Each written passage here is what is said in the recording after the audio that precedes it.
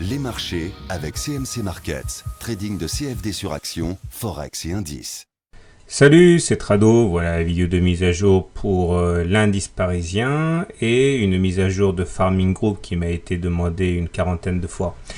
Alors, voilà où nous en sommes sur le CAC. Tout d'abord, reprenons ce que je disais hier. J'avais dit, tout se passe bien, tous les voyants sont verts. Il y a un seul truc qui m'embête un petit peu, c'est la présence du turtle soup, là. Hein. Je vais pas revenir sur ça, j'en ai suffisamment parlé hier. Mais on avait un turtle soup et j'ai dit, c'est la seule ombre au tableau. Et ça, c'est un signal plutôt baissier. Et malheureusement pour les haussiers, on a quand même pris 1,15% de correction aujourd'hui, ce qui nous amène d'une part à perdre le bénéfice de quasiment 3 séances de hausse, et puis surtout, ça vient dessiner un sommet en pince. Alors, petit rappel méthodologique, pédagogique, qu'est-ce que c'est que le sommet en pince? Le sommet en pince, c'est une combinaison de deux bougies, comme ça, ou bien comme ça, ou encore comme ça. Toutes les combinaisons sont possibles, mais un point commun, c'est que les plus hauts des deux séances vont correspondre plus ou moins au même niveau. C'est un sommet en pince. Alors, les statistiques sont assez ambiguës par rapport à ça. Il faut toujours faire attention.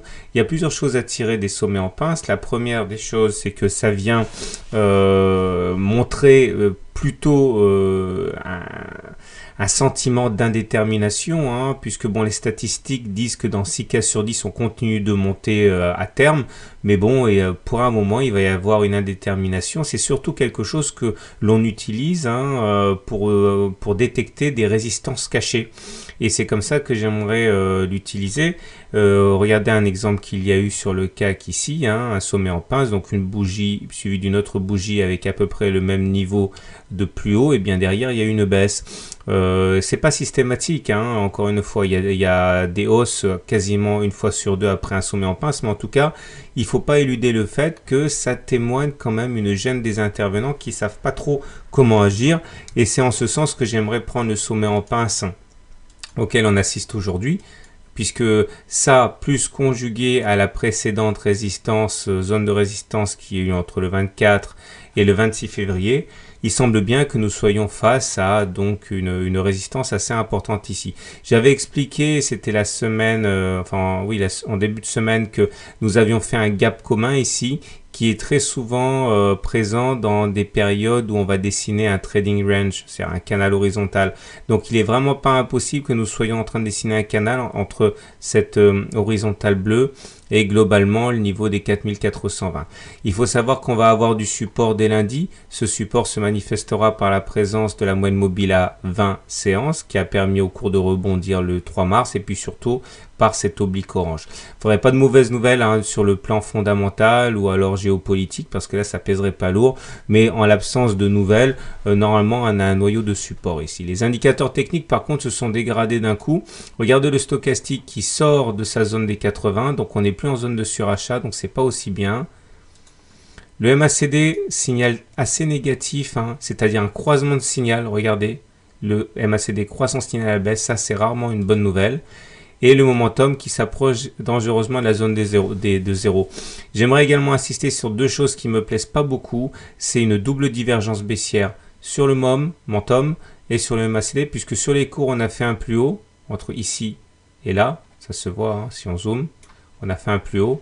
Mais sur les indicateurs, on n'a pas fait de plus haut. Ça aussi, ça fragilise un petit peu la hausse. Donc, la tendance est toujours relativement potable, correcte. Mais faites attention, j'aime pas beaucoup la tronche de ces sentinelles. De toute façon, je ferai une vidéo d'analyse technique hebdomadaire dans le courant du week-end. Voilà. Donc maintenant, basculons du côté de Farming Group qui a fait l'objet de très nombreuses demandes.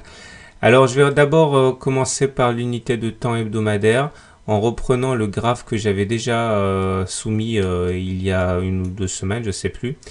Excusez-moi, voilà. Donc, on était en train d'évoluer dans un énorme biseau d'élargissement descendant, c'est-à-dire un côté horizontal, un côté qui descend. Et il y a deux façons de tracer l'objectif, une façon ambitieuse, une façon moins ambitieuse. La première façon de faire, c'est de prendre la hauteur de la première oscillation complète, comme ça, et de reporter ce niveau au-dessus du point de cassure. Et là, on voit que c'est précisément le niveau qui a été atteint avant de subir un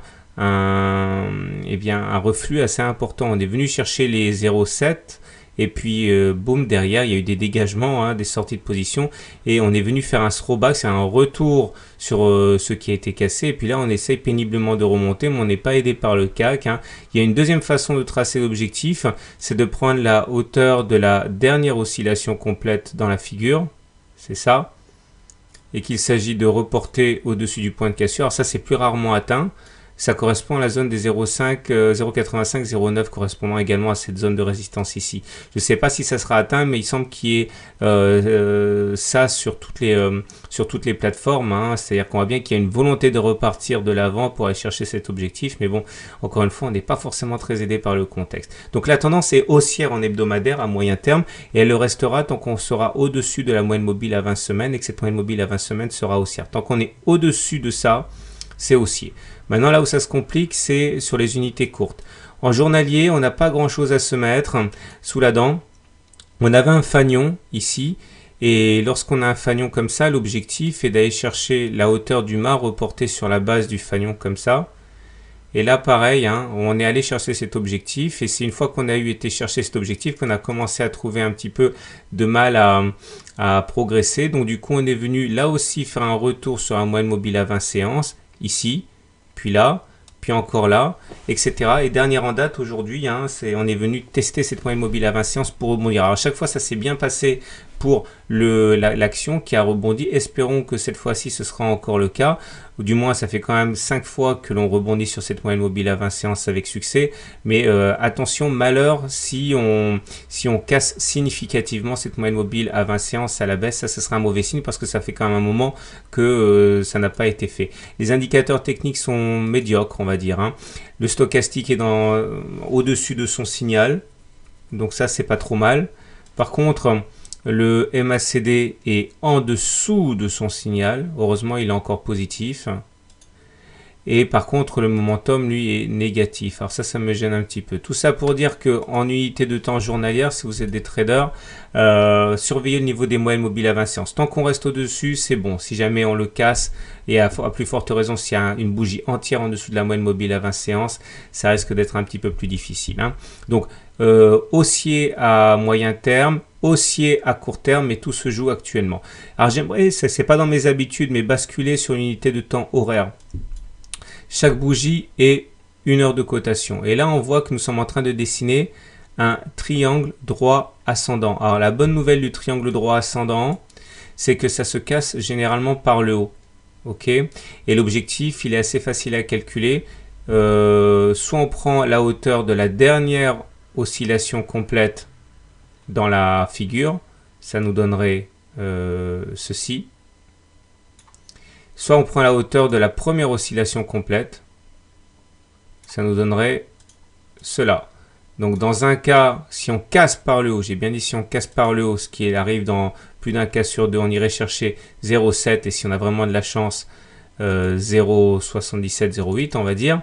Par contre, là pareil, hein, c'est à double tranchant. Si on casse par le bas cette figure, ainsi, ça serait vraiment une mauvaise nouvelle parce qu'encore une fois, généralement, ça se casse par le haut ces figures. Donc si on casse par le bas, c'est qu'il y a sans doute un gros coup de fatigue quand même, hein, puisqu'on serait contre les probabilités. Donc surveillez le niveau des 0,54. Là pareil, il faudrait éviter de casser cette figure par le bas.